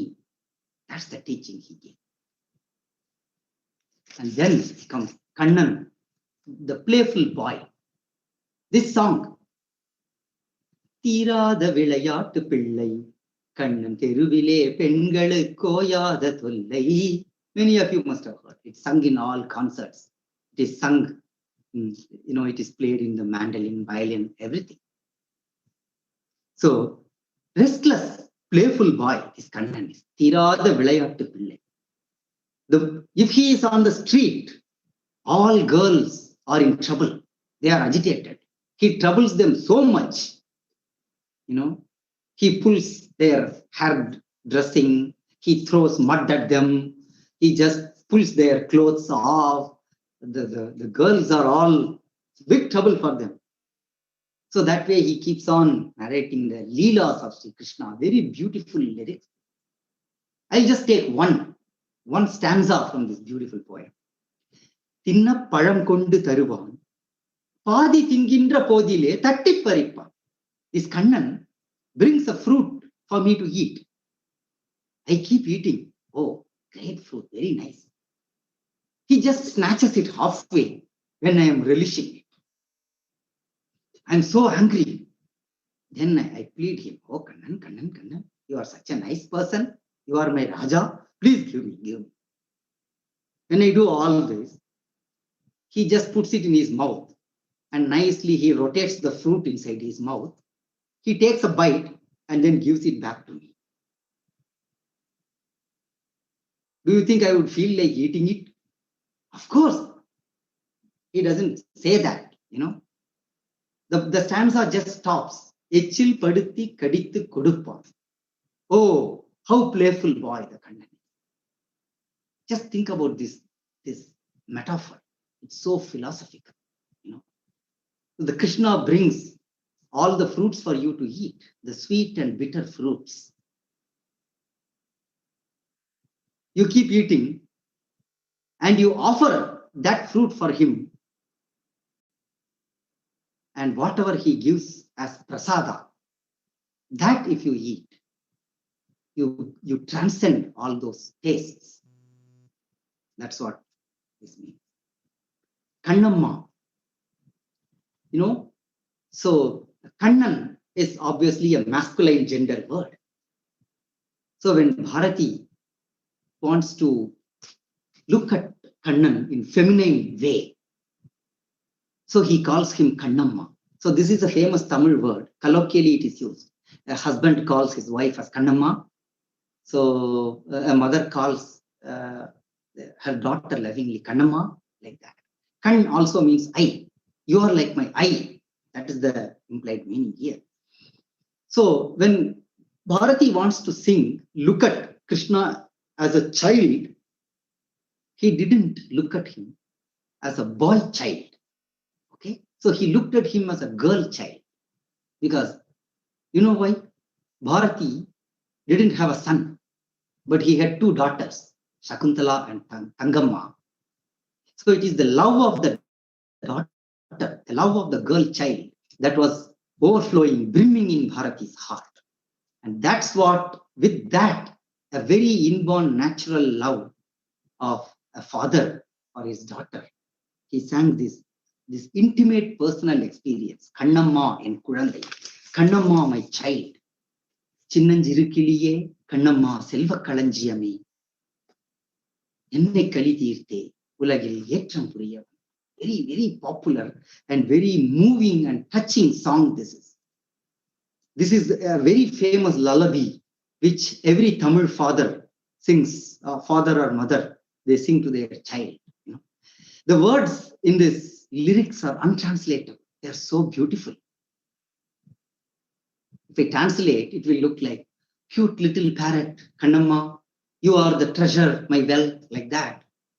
But the feeling in this poem, untranslated.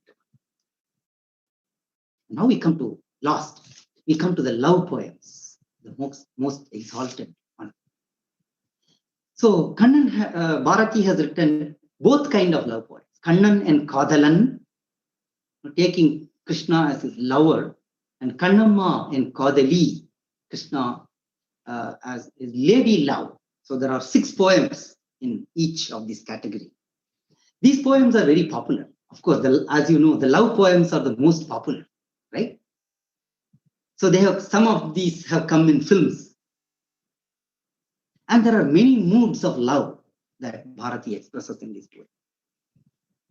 There is this pangs of separation, the viraha, Tundil Pulvinai Pol, Veli Sudar Blakinai Pol. How I am suffering in the pangs of separation for Krishna. He expresses it through many metaphors. There is this another poem, Dikku Theriyada Kaattil, where he says, oh, I'm just roaming around in this dense forest. I have lost my way. And suddenly this rogue person comes and he tries to intimidate me. I just cried, Kanna, Kanna, and then I fainted. Next moment, Kannan is standing before me. So there is one song like this, a very, very nice song.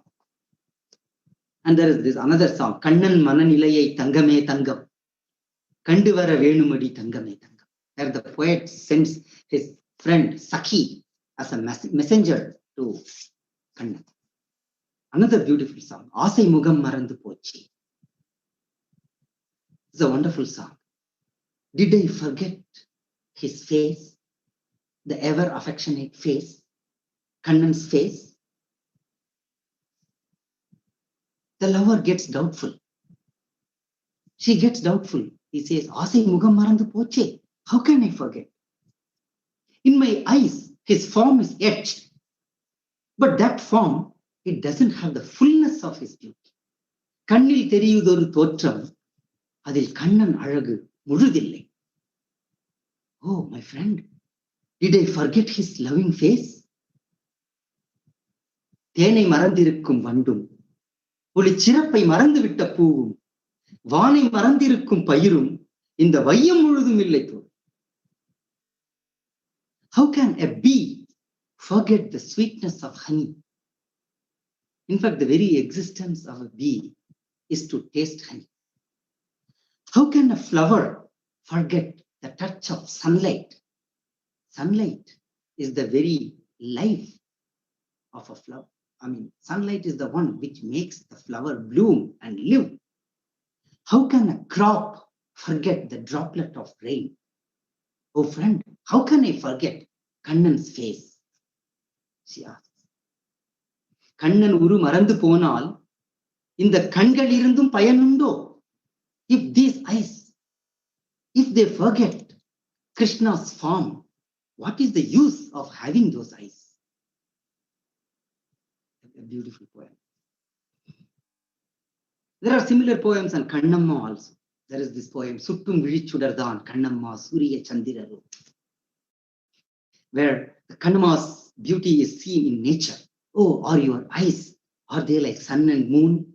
The blackness in your eye, is it like the dark sky? The poem goes on like that. And there's another poem.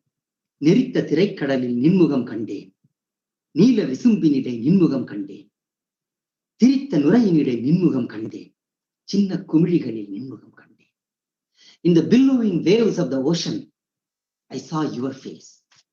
In the blue sky, what I saw was your face. In the encircling foams, I saw your face. In the tiny water bubbles, I saw your face. Pirittu pirittu nidam megam alande, petrathu unmugamandri piridondrille. I looked and looked again at these clouds of variegated patterns. Crisscrossed them. I separately saw them. I saw them together. Whatever I do, in that, it is your face that I see and nothing else. So Bharati sings about Kannamma. There's another poem, Tirtha Karainile, which expresses the longing and pain and anguish. There are philosophical poems like Payumul Parkum Vidi Nanunakku, Visu Kamal Ni Yanakku, Viriyum Malar Nanunakku, Pesu Porul Ni Yanakku, Penum Modi Nanunakku. Fragrance you are for me, blooming flower I am for you. Substance of speech you are for me, the language I am for you. It goes. நேசமுள்ள வான் சுடரே நின் அழகை ஏதுரைப்பேன் ஆசை மதுவே கனியே அள்ளு சுவையே கண்ணம். Oh, light of the sky beyond, how shall I describe your divine sublime beauty, Kannamma? So that ends the poems. Let's come back to the question that we had at the start of this session. So why should a devotee, so in a way, all these are relationships, right? Father, mother, friend, teacher, student, lover, child, king, different kinds of relationship. The moment when you say relationship, it is relative. It's not absolute, right? So the very word relationship means, so there is nothing absolute in a relationship. So one person can be a different relation for many. So, a person can be a father for someone, friend for some other person. But in this case, it is just one Kannan and one Bharati. It is the same Kannan who is all relations for the same Bharati. What did he do? The Lord says, Krishna says in the Gita, Mat karmakran mat paramo, mat bhakta sangavarjitaha. Nirvaira sarva bhuteshu, yassa mameti pandava. Mat karmakran, always do my work. Take me as the supreme. Become my bhakta. And devoid of all attachments. Nirvaira sarva bhuteshu, not having enmity with any creature in the world. He comes to me, yassa mameti pandava. He says. This is a great teaching in the Gita. So whatever you do, there has to be the Lord, the divine, Krishna, the Brahman in that. Shankara in his Bhashya says, Sarvasya Gita Sastrasya Sarabhutakaha Arthaha Nishraya Sarthaha. This shloka gives the quintessential summary of the Gita's teaching. And while explaining this term, Mat Bhaktaha, become my devotee, Shankara writes, Mameva Sarva Prakaraihi Sarvatmana Sarvotsahena Bhajate Mat Bhaktaha. He is my devotee who worships me in all possible ways. Sarva Prakaraihi Sarvatmana, with all his heart, with total enthusiasm. You see him as your father, mother, friend, everyone. So that is possible. And these relationships are all dualities. They are complementary and contradictory, opposed to each other.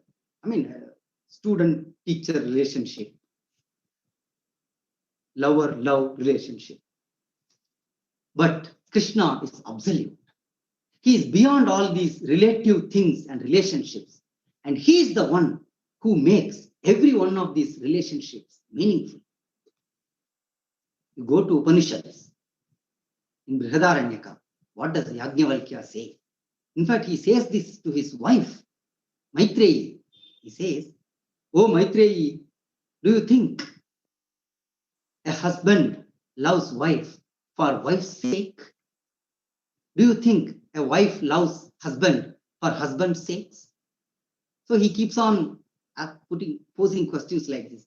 And then he says, Atmanastu kamaya sarvam priyam bhavati.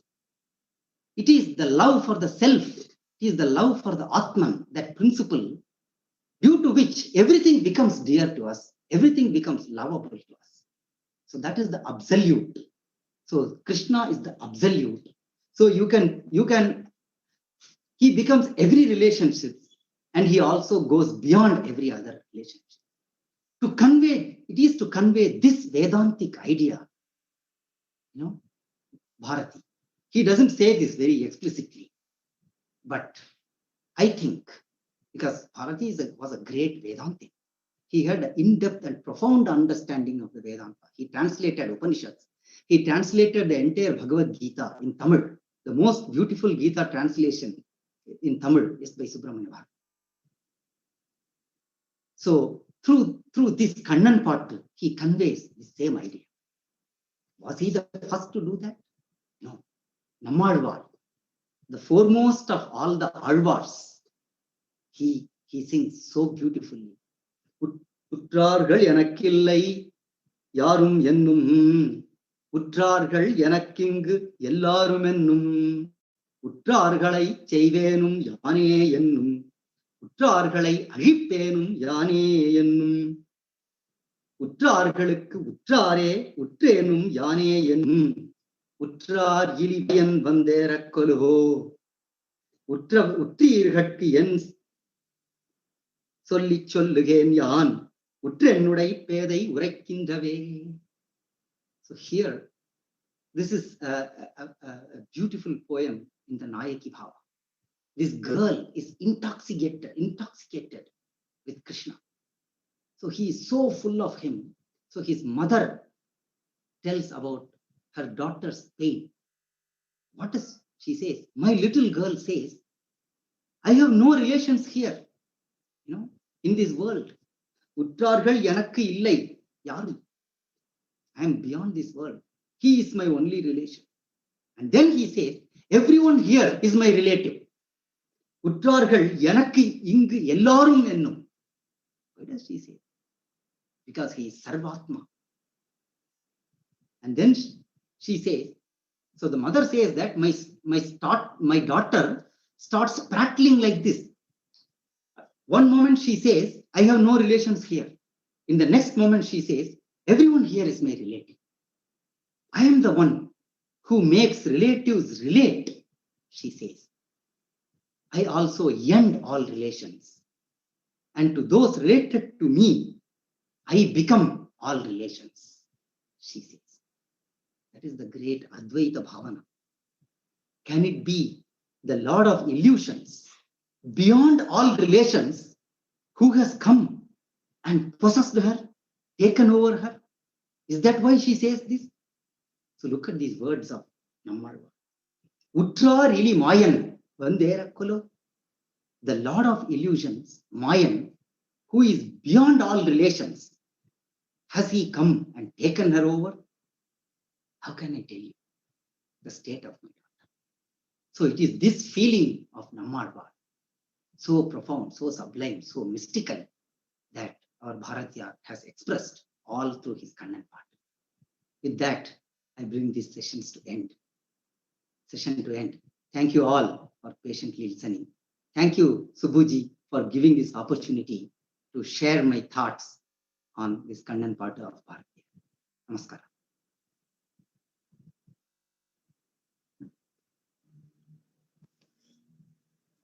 Mikka Nandri, Dhanyavadaha. After hearing such wonderful reflections on Subramanya Bharathiyar's Kannan part, which has Krishna as right from a child to a notorious boy who would do mischief to the gopis, to being a friend, to considering Krishna as not only a teacher but as a student. So, and also as a servant, people would look at him as Yajaman, and then would look at him as and then look at the devotee as a dasa, as a dasya bhava. But here is a poet who dared to see the Lord as a servant, and then that's a wonderful perspective. And also the Krishna as Kannamma, as a child, and all those Kannamma as a baby, as a child, or also as a beloved, and all those things, and such wonderful things as you brought back the memories of Asai Mogam and the Poche, and all those things are such wonderful compositions. And he did not stop there. He even took to the great epic of Mahabharata as the Panchali Shabadam and all. I think all those are very relevant even today. What Bharatiyar would have just now, like Anuradha ji was, expressing to me that what a profound poet he is, who not only stopped there with these different expressions or bhavas, but also a great Desha Bhakta that he was. And rightly, as you presented, he was a devotee of both Shakti and Krishna. That's what we see with Ramakrishna Paramahamsa, who was also a great devotee of Kali and also Krishna, and Swami Vivekananda. So he, perhaps because he imbibed the same lineage through Sister Nivedita, that he had both devotion towards Devi as Shakti and also Krishna. And this, he took it for the Rashtra Bhakti that he had and the Samaja Nirmana, what he envisioned in during his contemporary times. And lot of lessons to learn from Bharatiyar's poetry. And thank you so much for bringing these beautiful dimensions on this occasion when we are celebrating Krishna Janmashtami. And it also coincides in 2 days with the day of remembrance of Subramanya Bharatiyar, as his Mahasamadhi day would also be approaching us. So with this, once again, on behalf of Adhyatma Yoga and Advaita Academy, I express my pranams, gratitudes to Sri Jataayu ji. And as I told you, he was one of the first persons for me to remember and contact in the series. But I just reminded him of the event only 2 days back. That tomorrow you were not even 2 days. I think it was yesterday that I reminded him back that tomorrow it's going to be your talk. So immediately, that he was ever ready, charged, because for him to speak on Bharatiyar or any of these Tamil literature and to Krishna, though he's Jatayu, but in every Rama Bhakta, I see the Krishna Bhakti also being there. So we have seen when people like even Samartha Ramadas or Kabir Das also having compositions on Krishna, and Mirabai would also sing on Rama Ratana Dhanapayo. So between them, there is not, Ishta Devata, Nishta is very much would be there, but then would also, they would be crossing to the other Devata to experience him also. That way, we are happy that Jatayu ji perhaps took a Garuda Avatara to celebrate Krishna today. From being Jatayu, he would have been Garuda today to bring us Bharatiyar's poem. Once again, we would be the next time possible. We would like to hear from him of Krishna in the ancient Tamil literatures like the Sangha literatures and all those things also. I think we don't have much questions because hearing these were itself a great experience, and then it was a joy, pleasure. So once again, we thank Sri Jataayu ji for presenting this profound Bharatiyar poems. And before we conclude, I would like to remind you all of tomorrow's things. Again, from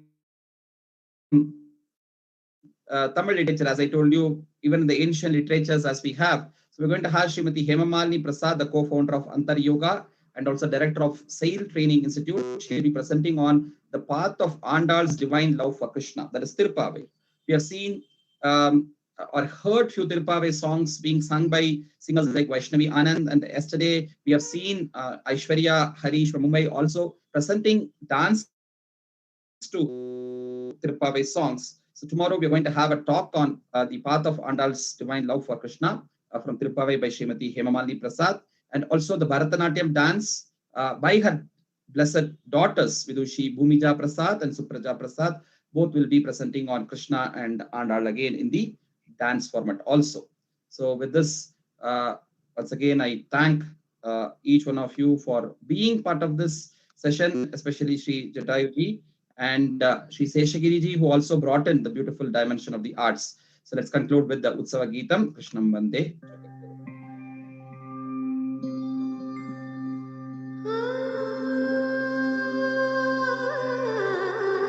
जय यदुकुल तिलक भगवन् यमुना तीरचर देवकी स्तुत वसुदेव सुत माधव मधुरमन स्वामिन् मामव देववर माधव मधुरमन स्वामिन् मामव देववर नन्द